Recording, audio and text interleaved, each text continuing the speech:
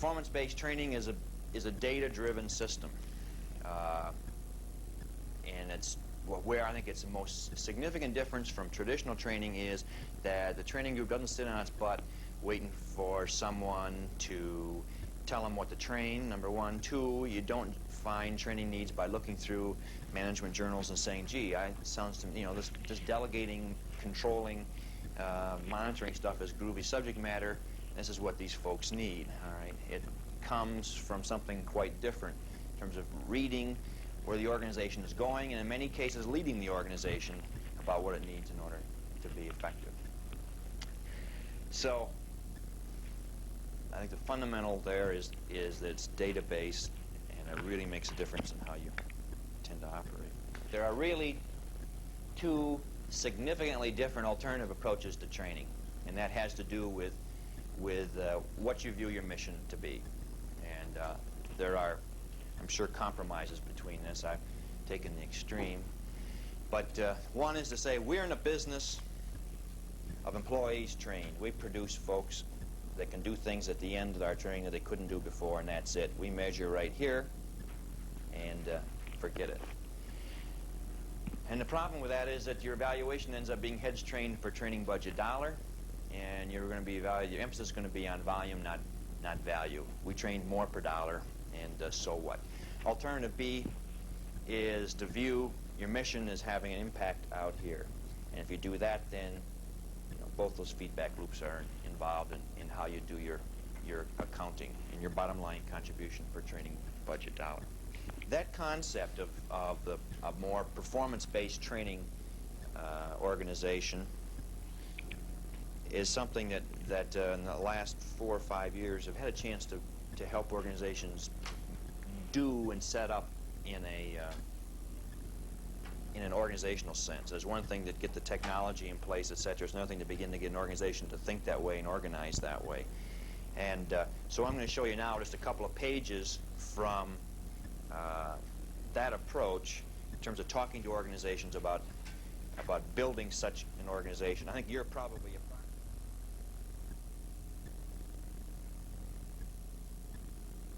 All right, here's the training function, and here's the receiving system, the organization. And there's this thing out here called the performer. And I think there are two very important things to understand about a performer, and they are essential to how one goes about doing analysis and designing performance-based training.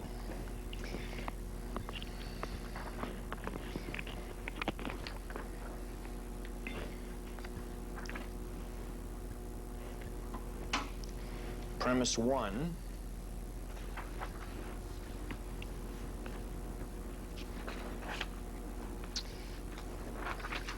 is that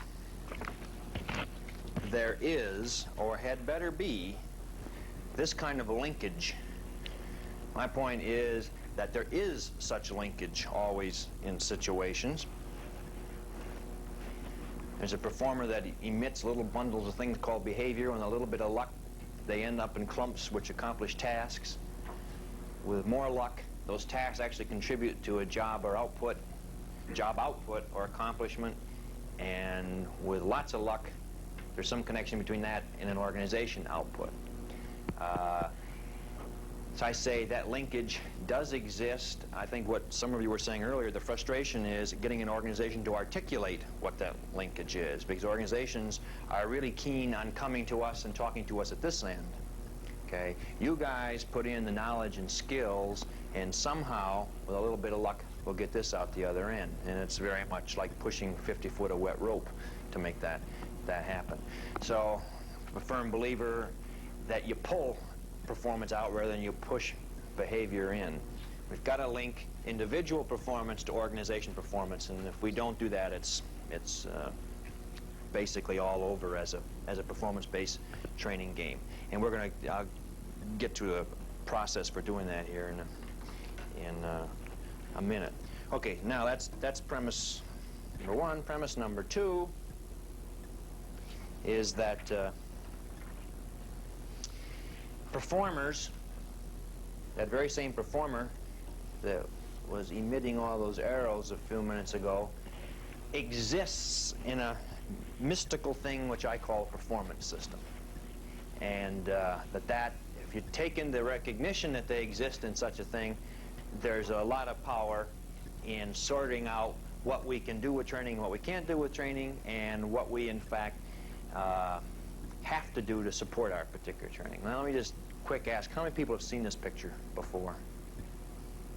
Okay, good. Yes. We won't eat lunch today in order to be sure to stay awake. Excuse me.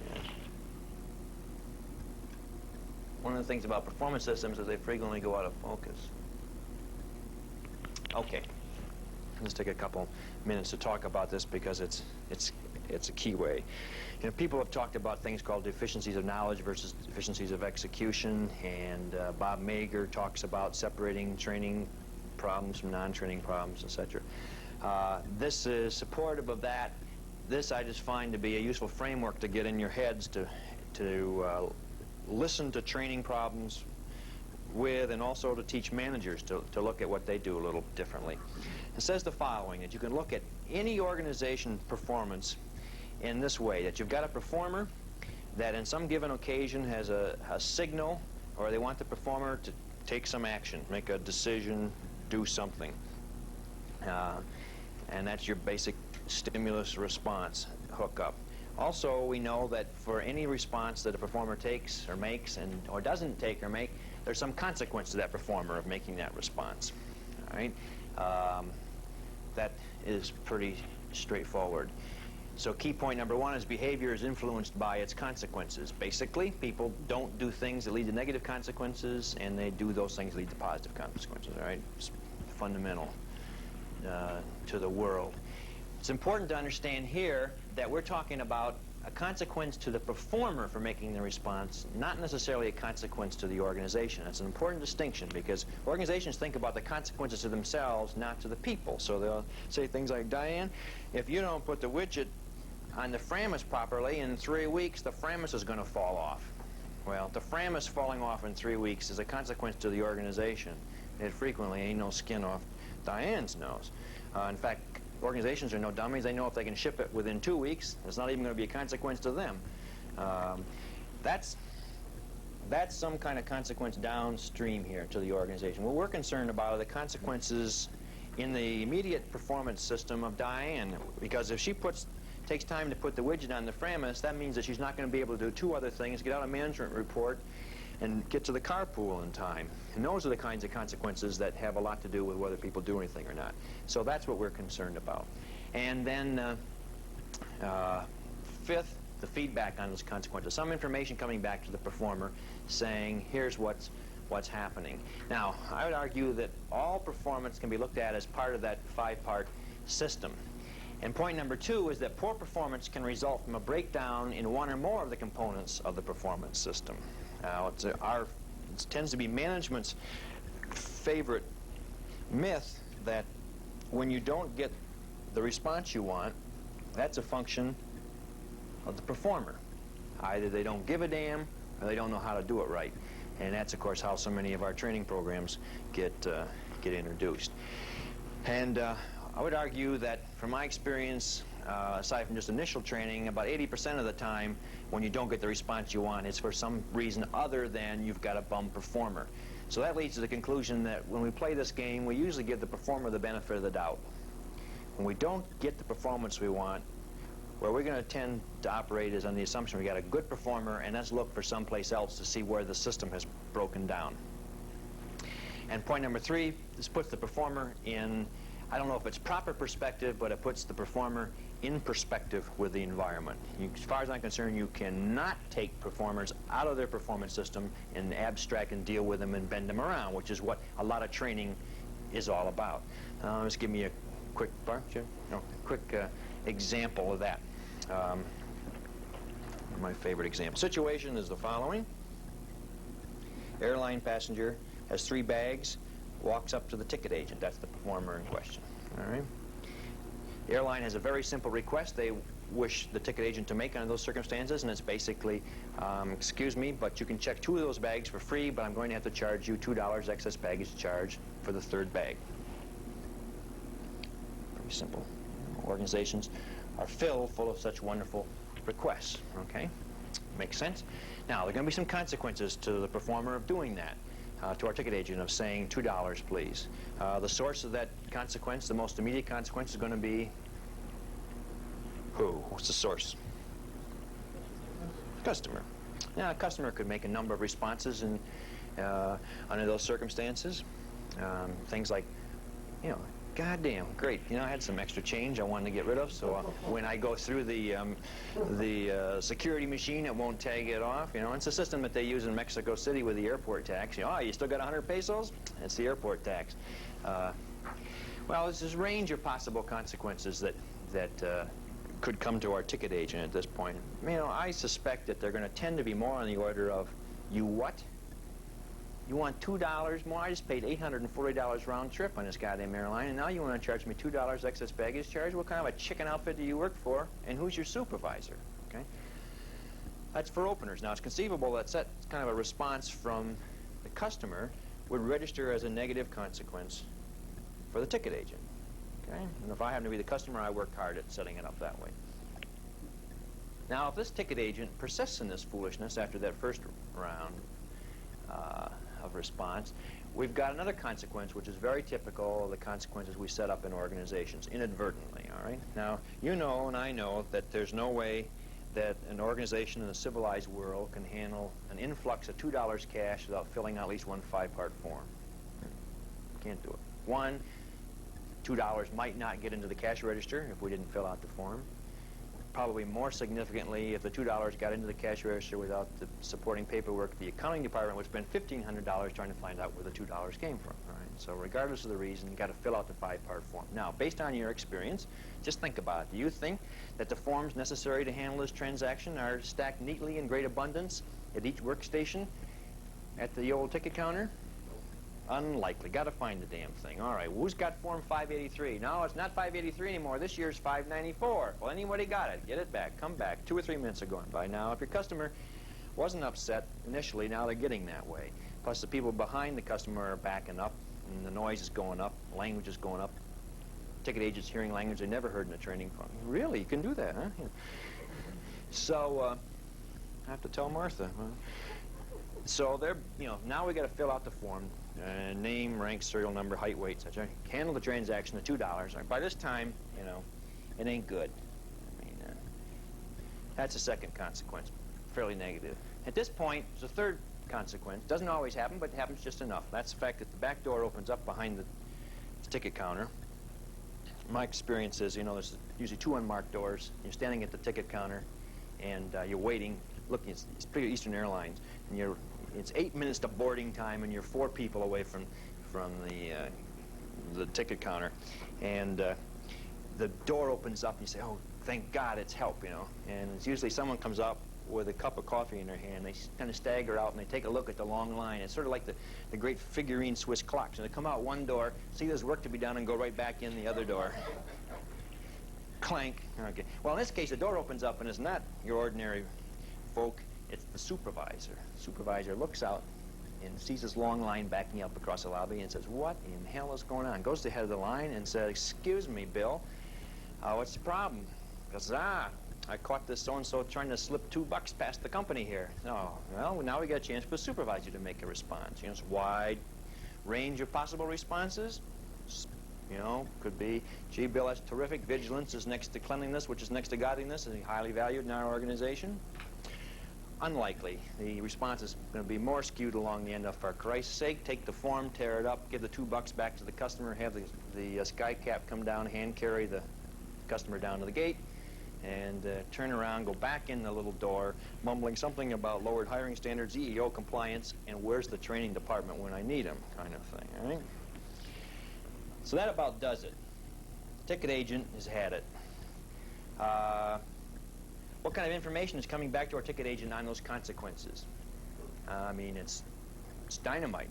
Ed Feeney would love it. It's direct, it's immediate, it's frequent, it's specific, and it all says, you got to be crazy to collect for excess baggage charges in this organization. But maybe there's help. Down here, we got to have some organizational consequences probably because they're making me go through all this aggravation of collecting $2, is maybe there's some information that's going to come back to the ticket agent that could offset what's just happened in the immediate performance system. Maybe there's some information that comes back that says, here's how you're doing against the month's plan for excess baggage charges, or here's how you're doing this month against last month, or here's how you're doing Washington National against LaGuardia against O'Hare, etc., etc. Okay? Sorry, no information. Airline doesn't track excess baggage charges. So that kind of ends our little performance system of the ticket agent. Okay? Poor performance can result from a breakdown in one or more of the components. Why is the ticket agent not doing it? Because they're bad, malicious, poorly trained. They're doing it because the performance system says it doesn't make any sense to do that.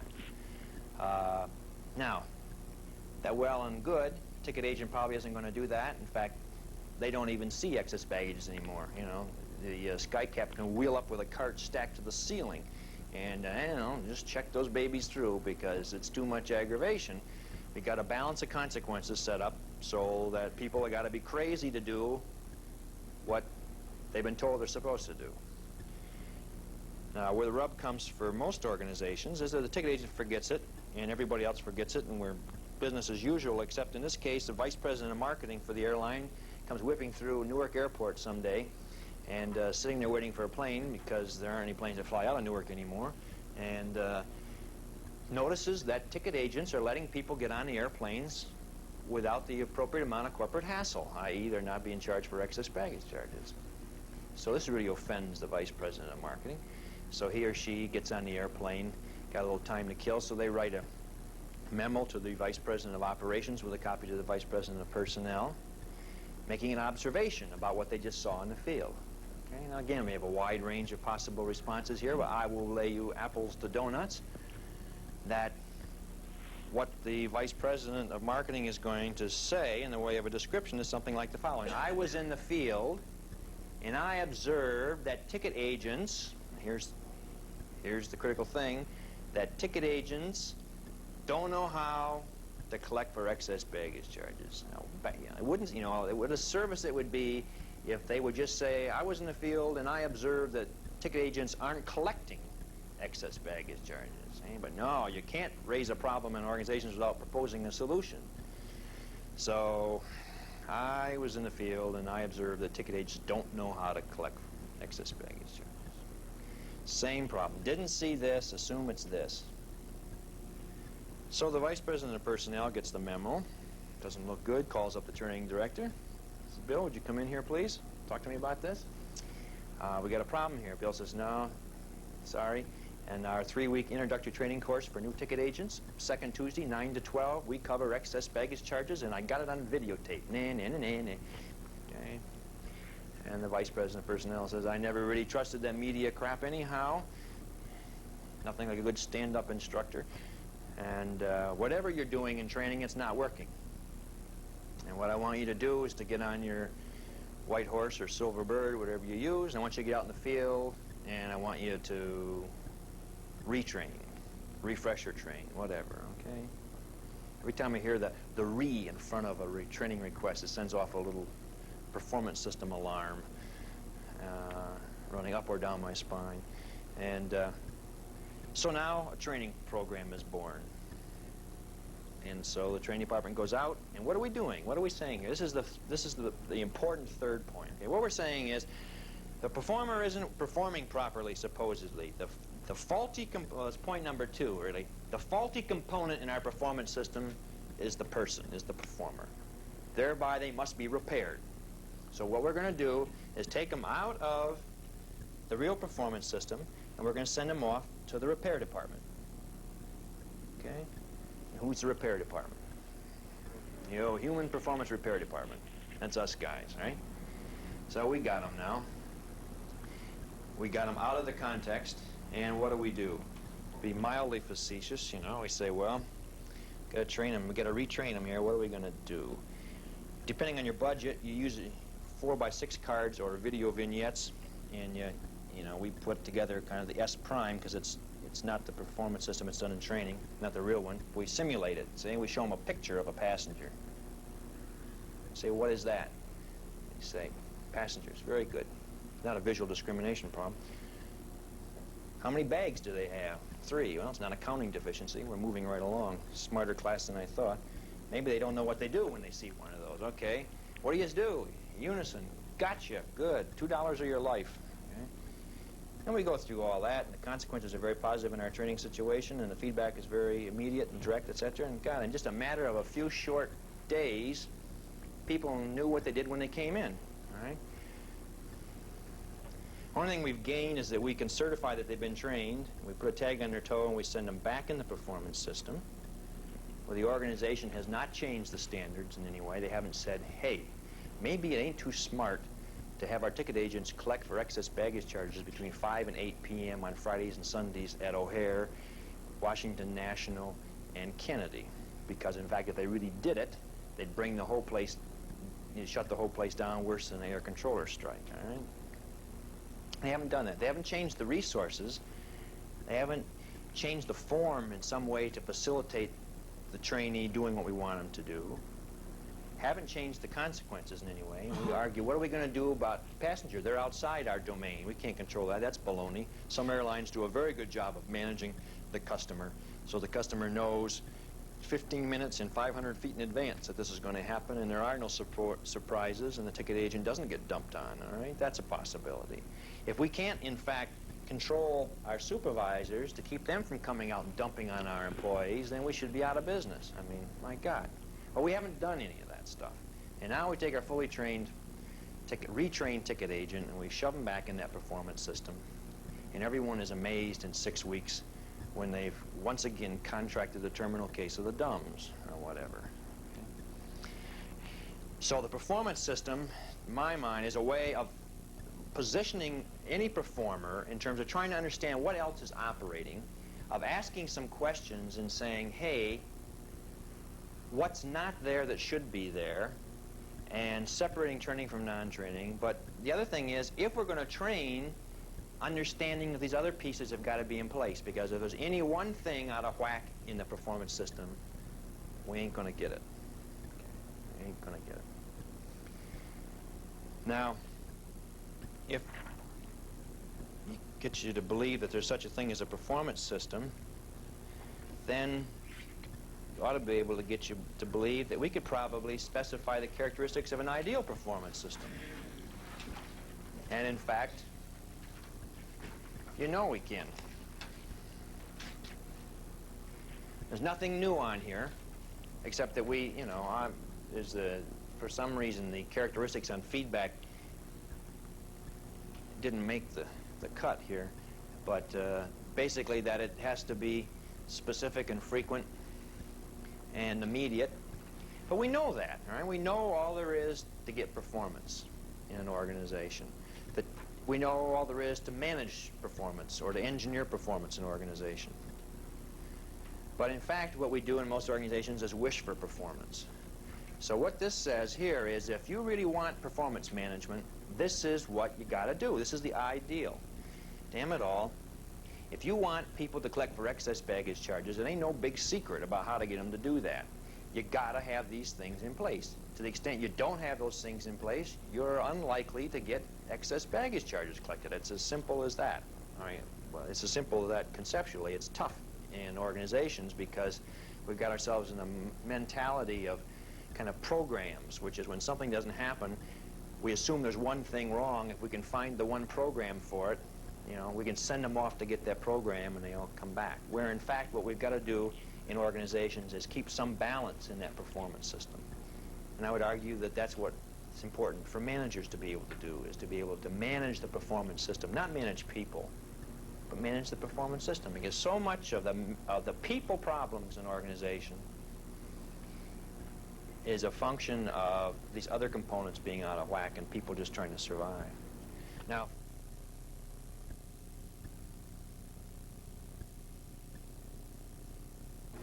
from the standpoint in terms of training needs analysis, what you can do with that model is put together some troubleshooting. Basically, what we do is we take our ideal characteristics of the performance system and we use it as a template or an overlay to put over any any real situation, and we ask some questions. We're asking, where does the actual situation vary significantly from the ideal? And where there's a variance, we gotta correct it. We gotta write a prescription. In all our experience in the 15 years of doing this, says that there's very seldom one thing wrong. That there are usually a couple of things that are out of balance in this performance system that have to be corrected. And of course, where we take the hard rap in training is that since the performer is the most visual piece, when we don't see something, we go to training. The other piece is where we get roped into services which not necessarily appropriate, is because we happen to be about the only solution that's available around a lot of people problems.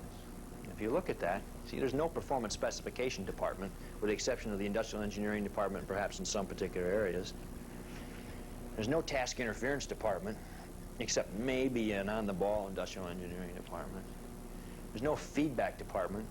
The data processing group would have you think that they are, but that's nonsense. There's a difference between data and information. They produce data up to the armpits, but not a lot of information. There is no consequence department. So, in fact, when a manager's out there and sees something not happening, and they go to the corporate phone book to find out who the hell could help them, there are about two choices: training and shipping and receiving. And if I could ship this son of a gun out of here, I'd make the problem go away, but that's not likely, so I got to call the training department, and a training problem is born. Right? So, when I talk about a performance engineering function in the previous slides, I'm talking about some function that has a mission a little broader than the base training group, that has at least the charter to go out and look at the total performance system and ask some questions and to diagnose where the failures are, and hopefully, in addition to training, can direct some corporate efforts to see that these other support pieces get put in place. So then what we're saying now, the performance system being the other basic premise that I want to talk about, we go back to our performer and the fact that, one, we've got to get some linkage between the individual performer and the organization performance. The second piece of that is, for any given performer, where we want some particular R, and we're concerned about why we're not getting it, we've got to look at the consequences and the feedback and the signal to try and diagnose why it's not happening. So step one is to establish linkage. This is what we need from the organization. Then this is what we need from performers. Next question is, what do we have to have in place to support the performer as they do that? And the two together is my definition, I guess, of productivity, or at least managing for productivity. Doing all this analysis when this hasn't been done is nonsense and a waste of time. We really got to do the two together. Now, there's one last variation on this that I want to point out. That's the fact that you can, and in fact must, view organizations as hierarchies of performance systems.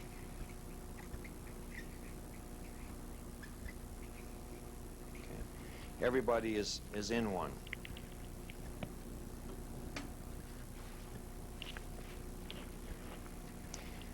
For example, at the beginning of my airline story, I talked about ticket agent out here, who, according to corporate training and philosophy, says, excuse me, $2 or your life.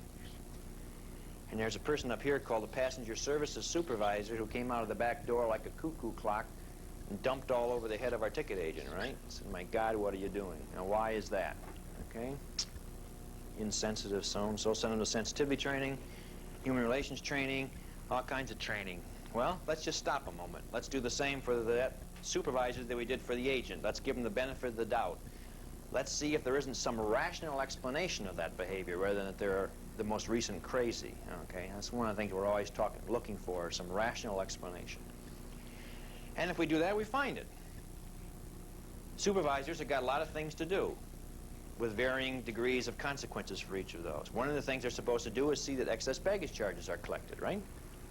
I also told you earlier that the airline doesn't measure for excess baggage charges. So if they can't measure it, and there's nothing coming back, there ain't going to be any big consequence to the supervisor of that happening or not happening. Scratch that R. Okay? Another R in here, which is reasonably obscure but kind of important, is called the AWTATO, right? Which is something you didn't even know existed, although you've been a critical part of it for many years. It's called the average wait time at the airport ticket office. Right?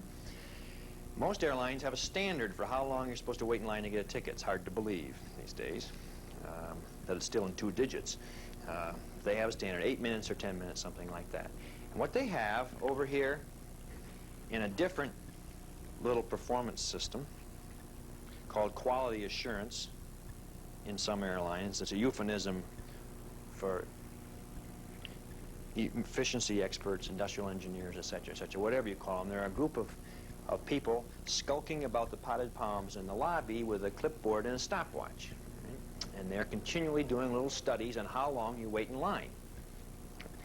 Now that's pretty good data, actually. Think about the power of that. If you had that as a supervisor, that information was coming over here, you could make staffing decisions and all kinds of decisions to be sure that you had coverage of the lines.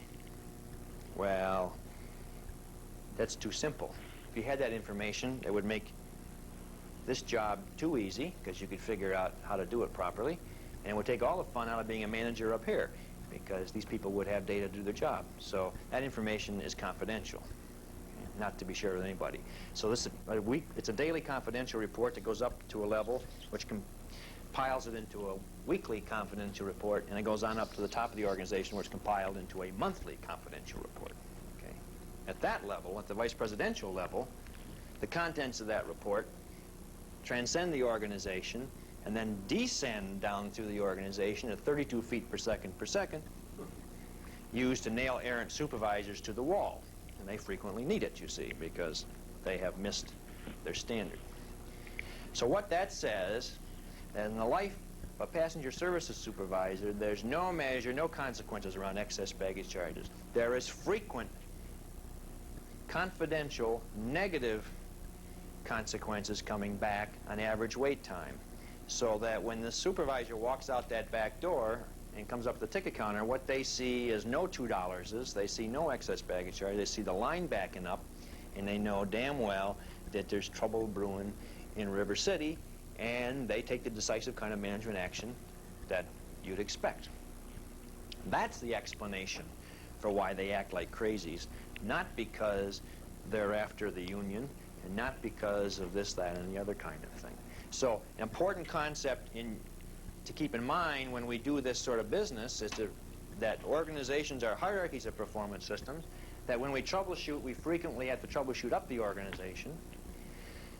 And also just to make it explicit here that we've been talking about troubleshooting, but the same thing applies to designing a new system. You're going to put in a new computer system, you're going to put in new accident reports, any kind of system change you're going to put in, you're fooling with somebody's R in that hierarchy.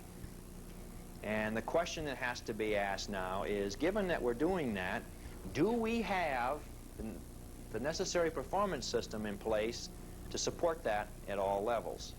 In fact, we want it done at the bottom, but what are we doing to look at the implications of that on the performance system of the supervisor so that we can make those kinds of changes? So those are the two basic concepts that I wanted to cover here that really make up then the foundation of moving into a process. And I guess the performance system, when the work that we did both in Michigan and later at Praxis, we began to view the performance system as really the fundamental, if you will, physical laws around performance. And they operate, I don't care at what level, CEO down to branch manager, down to the salesperson, to the foreman, everybody is in that damn thing.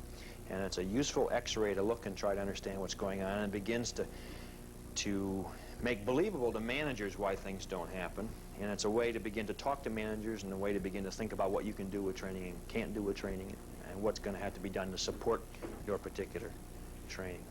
One thing that's useful to keep in mind when you look at this performance system is to realize that I'll make this modification. Now, you're usually talking about two R's, not just one R. You're talking about the R desired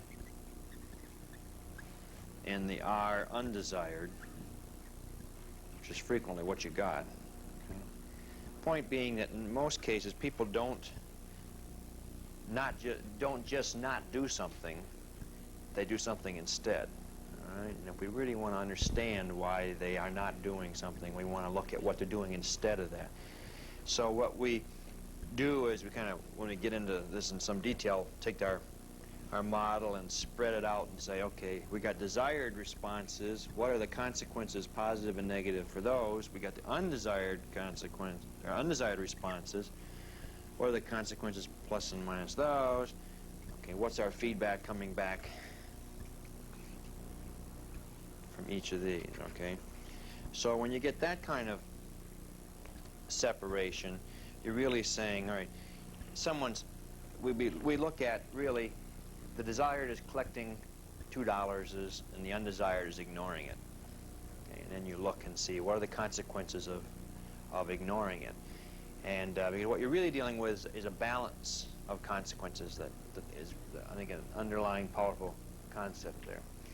Because if you go back to the first premise, the key point under the performance system where I said behavior is influenced by its consequences. If you believe that, then that means that when somebody, i.e. some damn fool, usually, persists in doing the wrong thing, now that means that there is something very positive for them doing the wrong thing or something very negative for doing the right thing. I have to understand that. And your first assumption is when people persist in doing the wrong thing is to assume that you happen to have lucked down to the mother load of crazies here in Illinois. You just happen to recruited wrong. And but if you can get beyond that and you can say, why do these otherwise rational, intelligent people persist in doing the undesired thing? Okay, our model says there has got to be, for some rational, logical reason, and I got to, as an analyst, find out what in hell that is. So you stay with your analysis until you can identify either that the negative consequences of the desired are so extreme, or there are substantial positive consequences for the undesired. And with that, you just have to take that on faith. And it's a very useful template to keep in mind. Why does the first line supervisor, who we want to discipline people, in fact not discipline workers?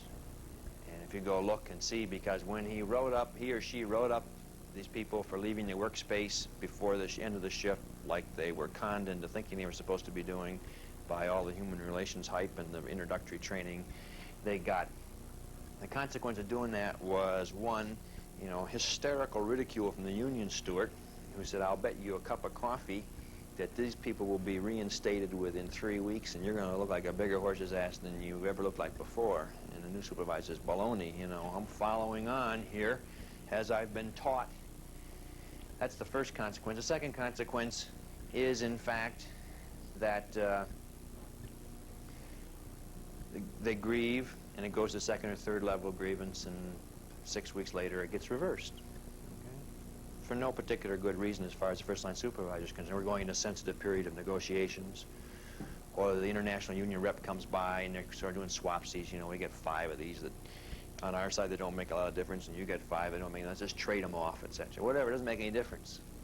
In 6 weeks, you've got a supervisor standing out there with egg on your face, looking exactly as the union steward said, biggest horse's ass in the area, okay? So that's the consequence we got for the desired. Now, the undesired consequence is you're considered by your management as being a weak supervisor because you can't discipline your people. The department looks like hell, okay? It's got this great damned if you do, damned if you don't box. What does someone do when they're in that conflicting set of consequences? Well, an important thing, when I was first learning this stuff back at Michigan, I was working with a fellow named Carl Semmelroth, who was an experimental psychologist. And he said, there's an important concept here that goes back to the old rat labs, the old ratty labs, when we used to do experimental psychology, and you put a rat in a box, and you put the electric grid underneath, and you play little games, and if they do this, you shock them. If you do that, you shock them more or less. he said, there's an interesting thing they don't tell you about those experiments, and that's the fact that, premise number one is that there's a lid on the box. Because if you don't put a lid on the box, the rat's no dummy. He does like everybody else. His first option is to jump the hell out of there, all right? Now, people are at least as smart as rats under these circumstances. So what do supervisors do when you put them in this situation where if they in fact see someone leaving the work position 15 minutes early or 10 minutes early to go wash up early, and if they discipline them, they catch hell, and if they don't, they catch hell, and do the same as the rat. They jump out of the box, okay? Now, the variations in jumping out of the box in organization behavior are very subtle. Basically, what a supervisor learns is, I ain't ever going to be in that part of the department at 2:45 if the shift ends at 3 o'clock, because I am in fact going to be subjected to a stimulus, the response to which, whatever I do, is going to be painful. So I'm not going to be there.